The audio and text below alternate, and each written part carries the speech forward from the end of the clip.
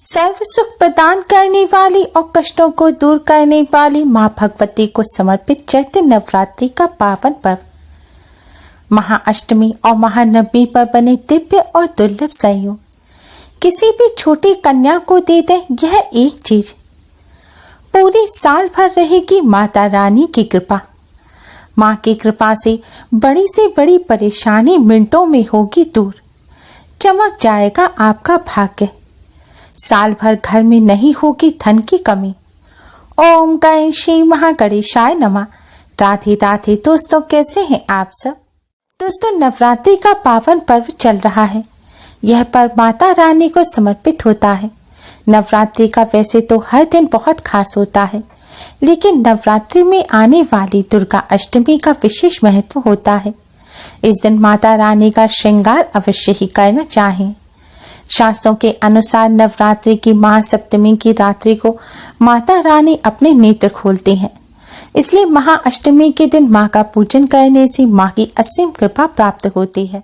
देवी भागवत पुराण के अनुसार नवरात्रि माँ की कृपा प्राप्त करने के लिए सर्वश्रेष्ठ माने जाते हैं। नवरात्रि में माँ की कृपा प्राप्त करने का सबसे आसान उपाय है कन्या पूजन करना। वैसे तो नवरात्रि में रोजाना ही कन्या पूजन किया जा सकता है, लेकिन नवरात्रि की महाअष्टमी और महानवमी पर कन्या पूजन करने से कई गुना अधिक पुण्य फल प्राप्त होता है और नवरात्रि व्रत और पूजन का भी पूर्ण फल मिलता है। इस बार दुर्गा अष्टमी 29 मार्च दिन बुधवार को है और रामनवमी महानवमी का पर्व 30 मार्च दिन गुरुवार को मनाया जाएगा। इस बार की दुर्गा अष्टमी महानवमी का पर्व बहुत ही ज्यादा खास है, क्योंकि इस दिन कई दिव्य दुर्लभ संयोग एक साथ बन रहे हैं। दुर्गा अष्टमी पर जहां रवि योग शोभन योग बन रहे हैं, वहीं महानवमी पर अमृत सिद्धि योग, स्वास्थ्य सिद्धि योग और गुरु पुष्य योग भी रहेगा। मान्यताओं के अनुसार जब तप, हवन, पूजन और व्रत इत्यादि से माता रानी इतनी प्रसन्न नहीं होती जितना कन्या पूजन से होती है। कन्या पूजन के बिना माता रानी के व्रत और पूजन अधूरे रहते हैं। अधिकतर यही धारणा है कि जिन्होंने नवरात्रि के व्रत करे हैं उन्हीं को कन्या पूजन करना चाहिए, लेकिन ऐसा बिल्कुल नहीं है। कन्या पूजन माता रानी के सभी भक्तों को अवश्य ही करना चाहिए, क्योंकि कन्या पूजन के बिना माता रानी की कृपा प्राप्त नहीं होती। दोस्तों, आज की इस वीडियो में हम आपको एक ऐसी चीज के बारे में बताने जा रहे हैं जिसे अगर आप नवरात्रि की महाअष्टमी या महानवमी के दिन किसी कन्या को भेंट में अर्पित कर देते हैं तो इससे आपको माता रानी की असीम कृपा प्राप्त होगी। माता रानी की कृपा से बड़ी परेशानी खत्म हो जाएगी, दुर्भाग्य भी सौभाग्य में परिवर्तित हो जाएगा और माता रानी की कृपा से कष्टों से छुटकारा मिलेगा। दोस्तों, नवरात्रि की महाअष्टमी और महानवमी दोनों ही दिन कन्या पूजन के लिए सर्वश्रेष्ठ होते हैं। इसलिए आप इन दोनों दिनों में से किसी भी एक दिन कन्या को यह भेंट दे सकते हैं। कन्या को भेंट देने के लिए सबसे पहले स्नान कर स्वच्छ वस्त्र धारण करें।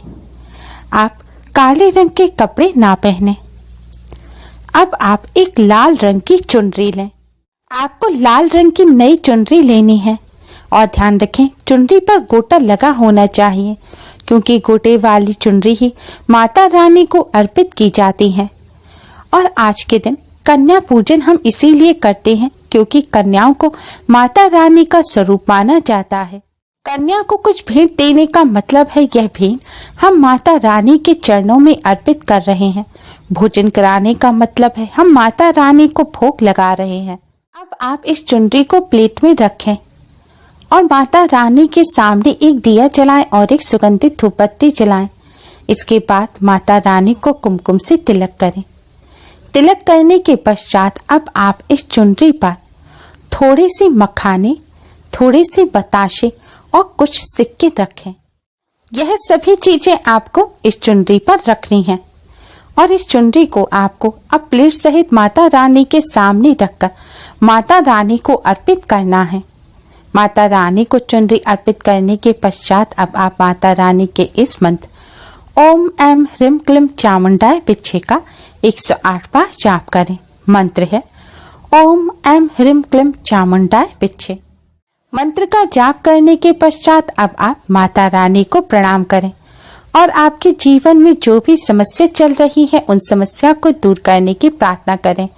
आपकी जो भी मनोकामना है वह माता रानी के सामने कहें और मनोकामना पूर्ण करने की प्रार्थना करें। इस तरह पूजन करने के पश्चात दोस्तों, अब आप यह चुनरी माता रानी के सामने से उठा लें और इसे अपने माथे से लगाएं।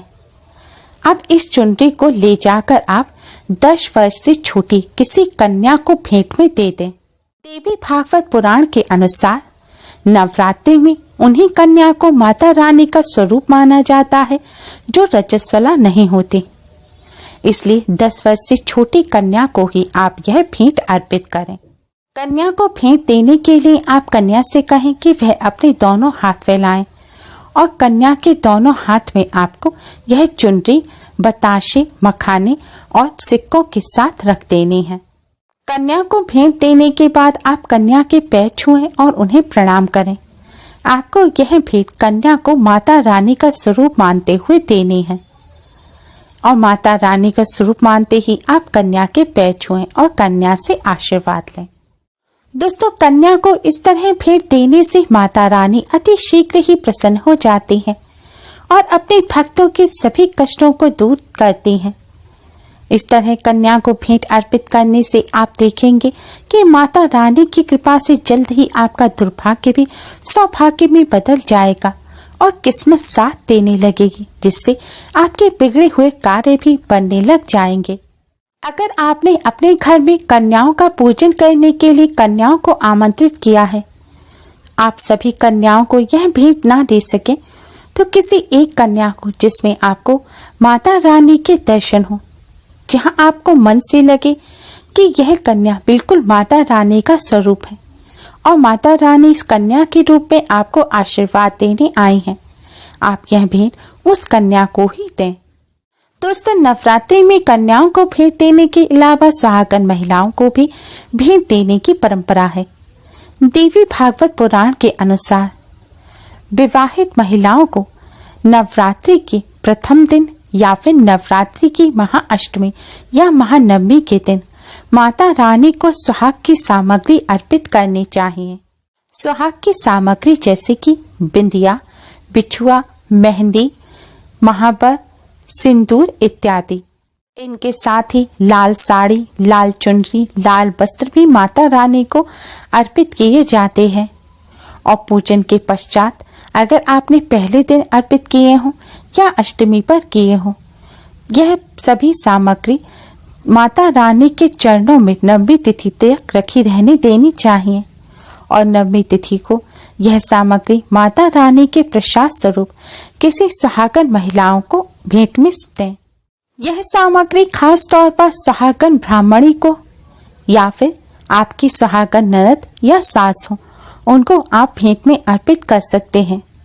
ऐसा करने से माता रानी की कृपा से सौभाग्य की प्राप्ति होती है, वैवाहिक जीवन सुखमय बनता है, पति पत्नी में आपसी प्रेम बढ़ता है और माता रानी की कृपा से घर परिवार में खुशियां बनी रहती हैं।